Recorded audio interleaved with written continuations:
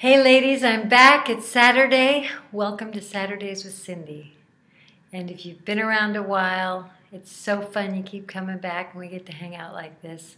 And if you're new and this is the first Saturday with Cindy you've ever seen, well, get ready because I'm going to give you an earful. I have never had a problem with talking. Ask my friends as they nod off as I keep going on and on and on. However, I really try to focus on things that I have heard you would like me to speak about. What I'm enthusiastic about, what turns me on and gets me going. So very recently, my daughter recommended a book to me that she had just read that she loved. This book is by Robert Johnson, who is apparently alive today and in his 80s, and he studied under Carl Jung. And boy, does he know how to articulate. So I got this book, The Fisher King and the Handless Maiden by Robert Johnson. He's written a few books, and she is one of his more famous books. He, understanding masculine psychology, she, understanding feminine psychology, etc., etc. So the interesting part of this, to me, has to do with the balance of masculine, feminine. We all grew up in a male-oriented, patriarchal society. Oh, and I have to tell you about this film I just saw called Makers, www.makers.com. It is a beautiful documentary about the history of women in America from the beginning of the National Organization of Women through the women's liberation movement. It is something else, and you get to hear the women that were the spearheads, the leaders, and the organizers of everything that happened to pave the way for us today. And them talking about their lives and looking back at what they experienced back then and what fired them up to do what they did. It's so inspiring. So, bringing it back to the male-oriented, male-dominated society where women couldn't work, couldn't vote. We fought for those things, got them, but just 45 years ago, we were not hired by law firms to practice law. We were expected to be the secretaries. It just blows my mind that it was only 45 years ago, within my lifetime, that was going on. So bringing in the feminine. Now we all have masculine and feminine energy inside of us, every human being, male or female. But we are so highly influenced by society and our culture, our families, the way we're raised. And I was definitely raised to track on my more masculine side. Be independent, stiff upper lip, bite the bullet, go for it, be independent. And that's all very hard. I was not taught to be soft and go with the flow and how do I even describe the feminine? I'm still learning. I'm still becoming that. And my daughter is leading the way. So I am going to read an excerpt that blew my mind. This book is about our wounded feeling function, probably the most common and painful wound which occurs in our Western world. It is very dangerous when a wound is so common in a culture that hardly anyone knows that there is a problem.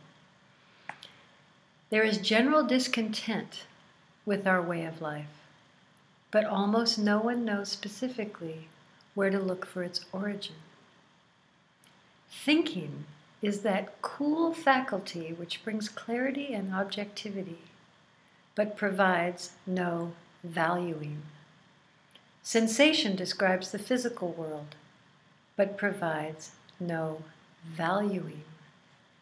Intuition suggests a wide range of possibilities, but provides no valuing. Only feeling brings a sense of value and worth. Indeed, this is its chief function. Without feeling, there is no value judgment. To lose one's feeling function is thus to lose one of the most precious human faculties, perhaps the one that makes us most human. We can understand the term feeling more accurately if we define it as the capacity to value or to give worth to something. I love this.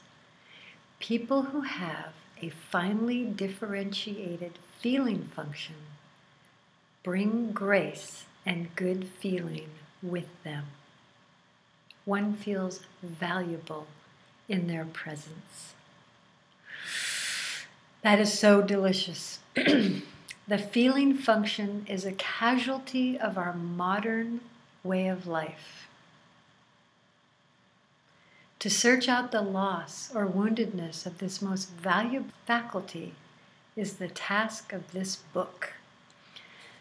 Wounded feeling function is so common in our Western world that one must completely leave the civilization to gain insight into the problem. So traveling to Europe, traveling to India gives you a perspective to look back at America and see how little we are encouraged to feel. So check this out. The first difficulty we meet in discussing anything concerning the feeling function is that we have no adequate vocabulary to use. Where there is no terminology, there is no consciousness. A poverty-stricken vocabulary for any subject is an immediate admission that the subject is inferior or depreciated in that society. Sanskrit has 96 words for love. Ancient Persia has 80. Greek, 3. And in English, only 1. This is indicative of the poverty of awareness or emphasis that we give to that tremendously important realm of feeling. Eskimos have 30 words for snow because it is a life and death matter to them to have exact information about the element they live with so intimately. If we had a vocabulary of 30 words for love and matters of feeling, we would immediately be richer and more intelligent in this human element, so close to our hearts. An Eskimo would die of clumsiness if he had only 1 word for snow. We are close to dying of loneliness because we only have 1 word for love. Man, put that in your cup of coffee today and think on that. Now you're going to have to tell me how you like me reading to you. I don't know if it's distracting. Maybe you'd rather just get the book and read it for yourself. I've already read that out loud 4 times because it turns me on so much. It's so articulate in describing where we are as a society. Having many words for love. Think about how much that would turn you on.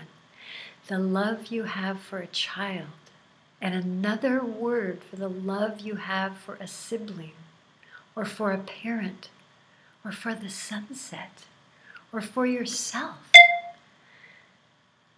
To be able to articulate an emotion, a feeling so specific.